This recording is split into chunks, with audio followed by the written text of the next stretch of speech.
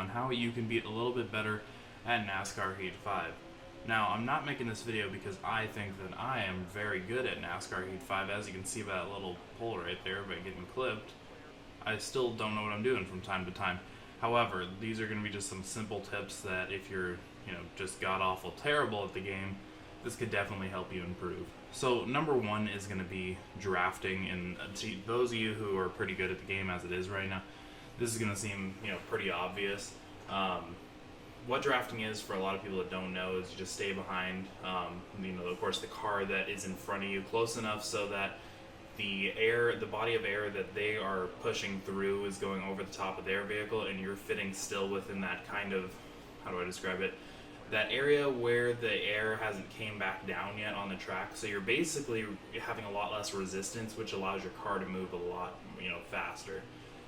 In the real world, there are a lot of drawbacks to this, such as like not having clean air to cool your vehicle and whatnot, but the game doesn't actually account for that, so that doesn't have to be really considered. If you're looking for a realistic experience, I don't really know how you can modify your playing style to fit that.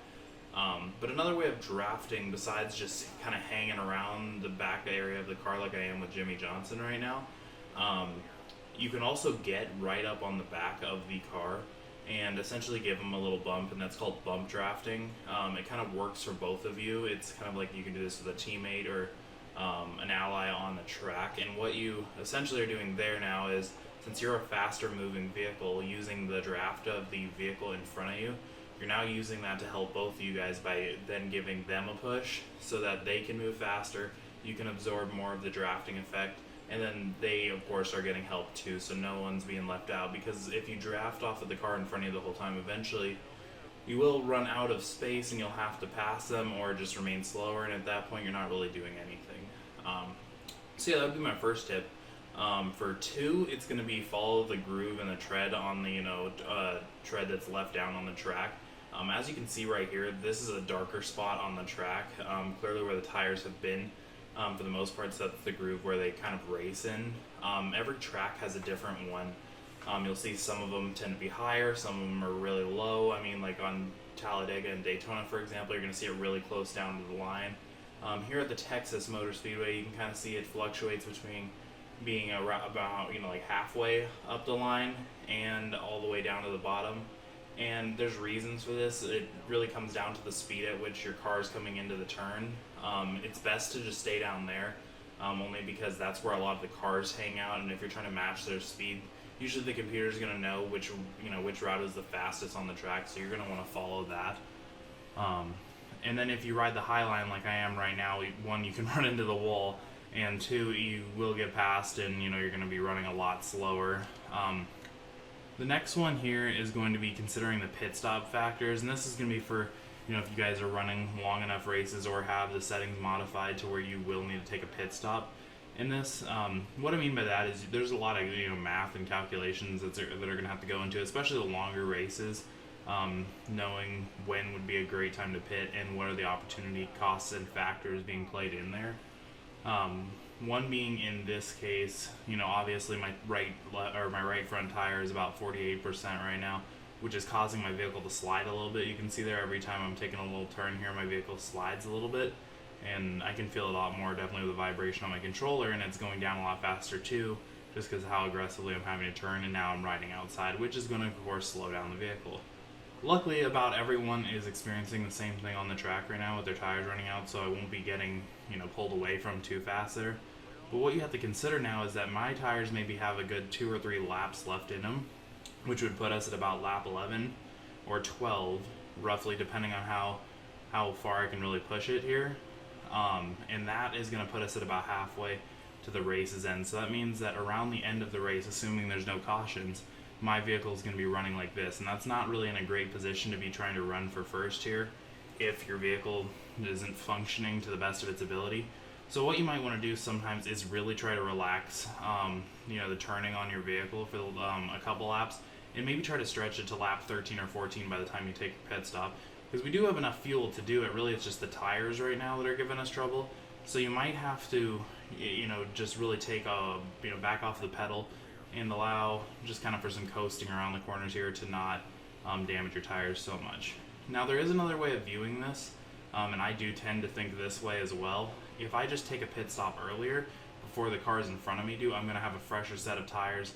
Or you can get a pit stop like that, and then your calculations really go out the window because everybody's going to pit. But what I was saying was, is you can take a pit stop before everyone else does, and then you won't have to, then you won't have to, how do I say it? You will end up essentially having a pretty bad set of tires by the end of the race, or a little bit later in that stage before your fuel window and tire window comes up. But at first, you'll be able to catch up potentially to a lot of the cars in front of you, and that's going to be extremely beneficial if you're kind of far back and you have some space to make up. I think that is the route I choose most often, because I always assume that if I pit a little bit sooner than everyone else will, the cars that in front of me and the cars that stayed on the track are going to be experiencing some pretty bad tires, which will likely cause a crash. Then there'll be a caution, and I'll be in last place because I already took a pit stop. But after the caution, when they all go to pit stop, I will be then moved all the way to the front of the pack when, of course, it's time to restart. So there's that way of thinking about it too. There's really a lot of calculations going into it. So the only way you can learn is by your own experience and by just practicing it with the pit stop timing. That's really, because there's so many ways you can really think about it. My fourth one, my fourth tip I'm going to mention here is that you don't want to advance to the front of the pack too fast. Too often, a lot of people like to draft their way to the front, and then once they get into the first spot, you can't draft off of anyone unless someone's bump drafting you. And too often than not, people aren't trying to bump draft you in first, or just trying to pass you. So you really want to take a look at hanging around maybe third or fourth place or somewhere close by, still to where you're in range of a quick pass if the race is coming to an end. But you don't want to sit in front, because then you have no way of drafting. Now, in the real world, the cool thing about it is having completely clean air. So that's typically why you see the cars start to really pull away in the front. And there's a reason they're in the front too. Usually they have a lot better car than most everyone else on the track. So you can see here, I'm kind of advancing up on 6th place here. There's a pack of 3 and then another pack of 3 here in front of me.